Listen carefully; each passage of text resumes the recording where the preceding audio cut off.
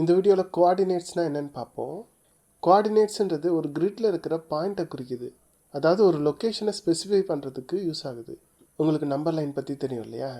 அதில் 0, 1, 2, 3ன்னு பாசிட்டிவ் நம்பர்ஸும் இருக்கும், -1, -2, -3ன்னு நெகட்டிவ் நம்பர்ஸும் இருக்கும். அதில் 0 இருக்கும், 0லேருந்து ரைட் சைடு பாசிட்டிவ் நம்பர்ஸ் இருக்கும், 0லேருந்து லெஃப்ட் சைடு நெகட்டிவ் நம்பர்ஸ் இருக்கும். இதில் ஏதாவது ஒரு லொக்கேஷனை குறிக்கணும்னா ஒரே ஒரு நம்பர் யூஸ் பண்ணால் போதும். ஃபார் எக்ஸாம்பிள், இந்த பாயிண்ட்டை டினோட் பண்ண 3ன்ற நம்பர் யூஸ் ஆகுது. இந்த பாயிண்ட்டை டினோட் பண்ண -1ன்ற நம்பர் யூஸ் ஆகுது.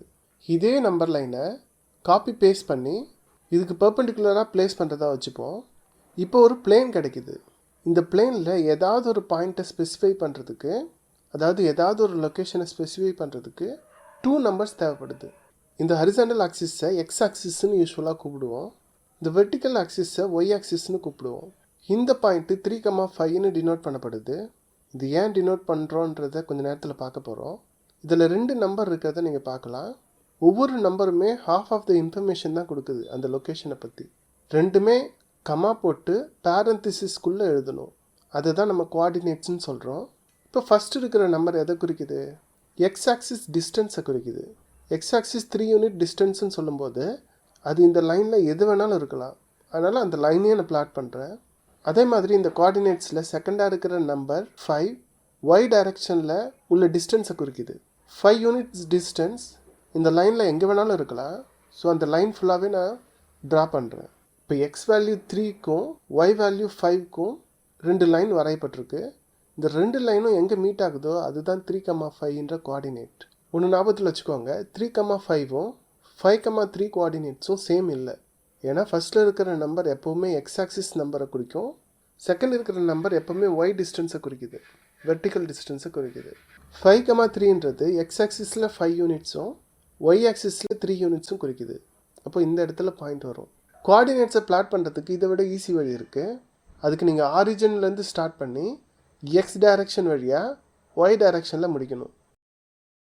ஃபார் எக்ஸாம்பிள் 2,3ன்ற கோஆர்டினேட்ஸை நீங்கள் பிளாட் பண்ணுறதா வச்சுப்போம். ஆரிஜின் 0,0லேருந்து ஸ்டார்ட் பண்ணணும். எக்ஸ் டைரக்ஷனில் 2 யூனிட்ஸும் ஒய் டைரக்ஷனில் 3 யூனிட்ஸும் போகும்போது நமக்கு 2,3ன்ற கோஆர்டினேட் லொக்கேஷன் கிடைக்குது.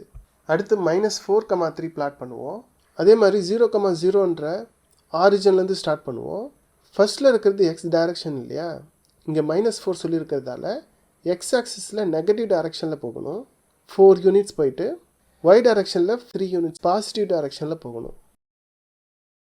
அப்புறம் -2, -2 ஆரிஜின்லேருந்து ஸ்டார்ட் பண்ணிவிட்டு எக்ஸ் ஆக்சிஸ் லெஃப்டில் 2 யூனிட்ஸும் ஒய் ஆக்சிஸ் டவுனில் 2 யூனிட்ஸும் போகணும். இதுதான் -2, -2. அடுத்து 3, -2.5 எக்ஸ் ஆக்சிஸில் 3 யூனிட்ஸ் ரைட் போயிட்டு ஒய் ஆக்சிஸில் டவுனில் 2.5 யூனிட்ஸ் போகணும். ஏன்னா நெகட்டிவ் டைரக்ஷனில் இருக்குது. இந்த மாதிரி கோஆர்டினேட்ஸ் எந்த குவாட்ரண்ட்லேயும் இருக்கலாம். எப்படி ஆரிஜின் 0,0ன்னு இருக்கோ, எக்ஸ் ஆக்சிஸில் இருக்கிற கோஆர்டினேட்ஸ்லாம் ஒய் வேல்யூ 0வாக இருக்கும், ஒய் ஆக்சிஸில் இருக்கிற கோஆர்டினேட்ஸ்லாம் எக்ஸ் வேல்யூ 0வாக இருக்கும். ஃபார் எக்ஸாம்பிள், இந்த பாயிண்ட்டை 3,0ன்னு சொல்கிறோம், ஏன்னா இது எக்ஸ் ஆக்சிஸில் இருக்குது. இந்த பாயிண்ட்டை 0,-4ன்னு சொல்கிறோம், ஏன்னா இது ஒய் ஆக்சிஸில் இருக்குது. அடுத்த வீடியோவில் வேற ஒரு டாப்பிக்கில் சந்திக்கலாம். தேங்க்யூ ஃபார் வாட்சிங்.